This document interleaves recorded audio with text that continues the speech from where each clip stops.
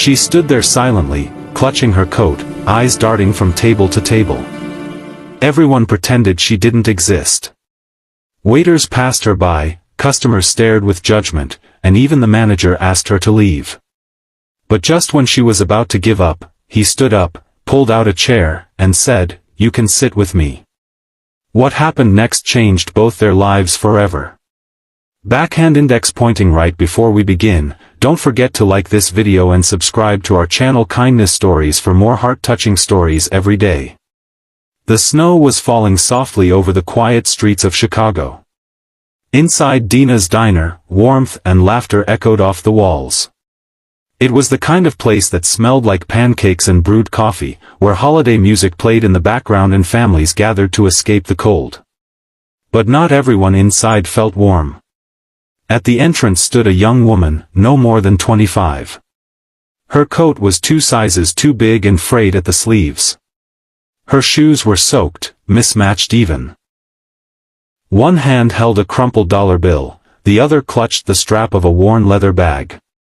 Her face was pale, lips trembling from the cold. She didn't speak, only looked. Table to table. Hoping. Waiting. People glanced at her but quickly turned away. A woman whispered to her husband, "Don't make eye contact." A man pulled his child closer. The waitresses passed her like she was invisible.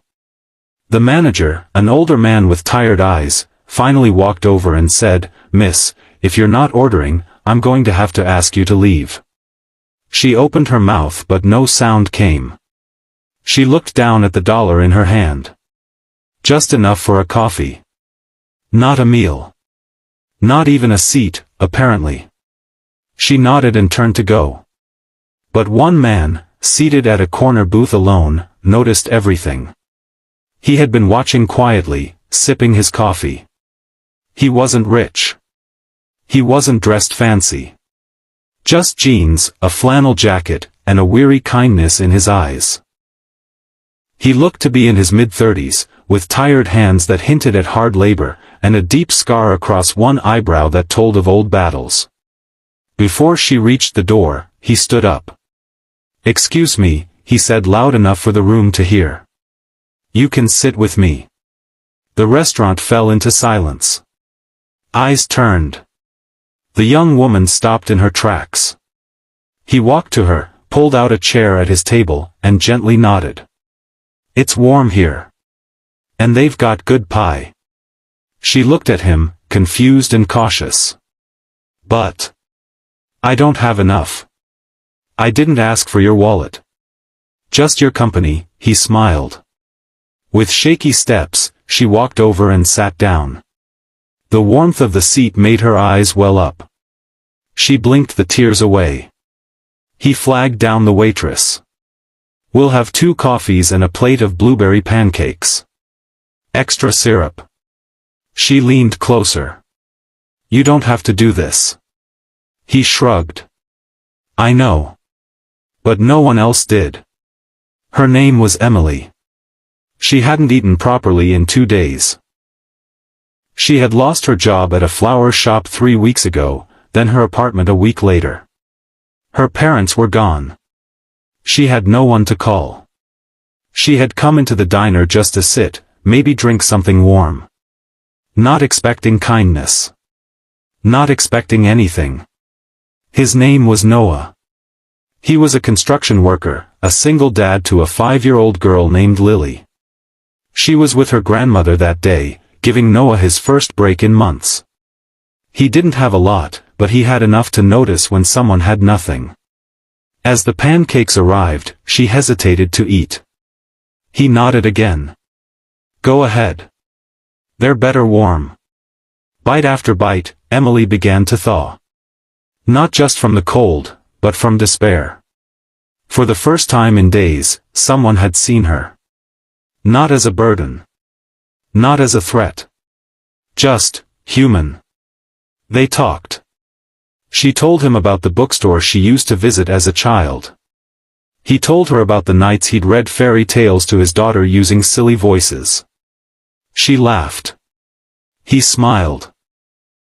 The diner faded into a blur around them.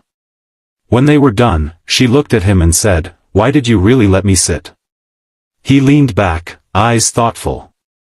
"Because a long time ago, someone did the same for me. When I had nothing. And I promised myself, I'd return that favor one day." She didn't know what to say.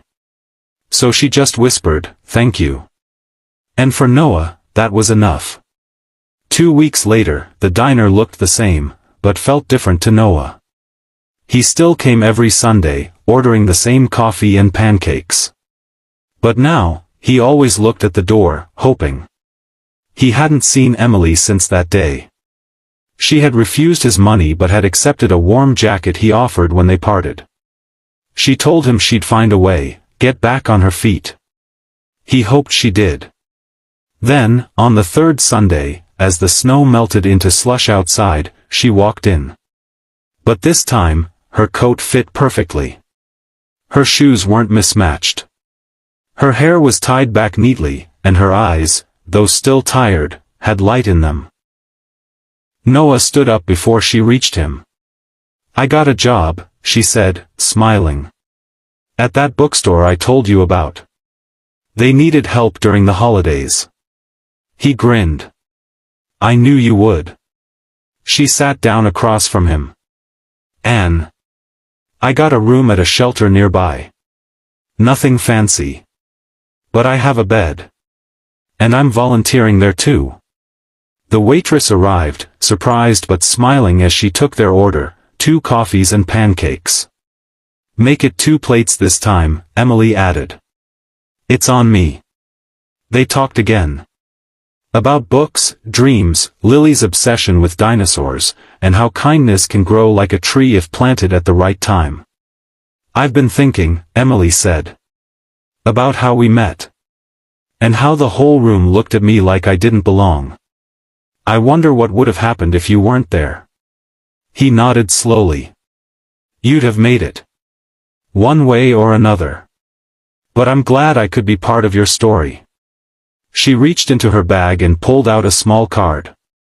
"It's not much," she said, sliding it across the table. It was a handwritten thank you note. At the bottom, in small neat letters, it read, "When no one else saw me, you did. Thank you for saving more than just a seat." He read it, and for a moment, didn't speak. He looked at her, his voice thick. "You deserved more than a chair. You deserved a table." She smiled gently. "Well, I found one. Thanks to you." They sat for a long time after that. Talking. Laughing. Not strangers anymore. Just 2 souls who met on a cold day when the world had turned its back, and one simple act of kindness turned everything around. Sometimes, kindness doesn't need to be loud. It doesn't need to be grand. It just needs a chair pulled out, and a heart willing to offer it. Backhand index pointing right. If this story touched your heart, please like the video and subscribe to Kindness Stories for more inspiring tales like this. You never know who needs that one small act of compassion.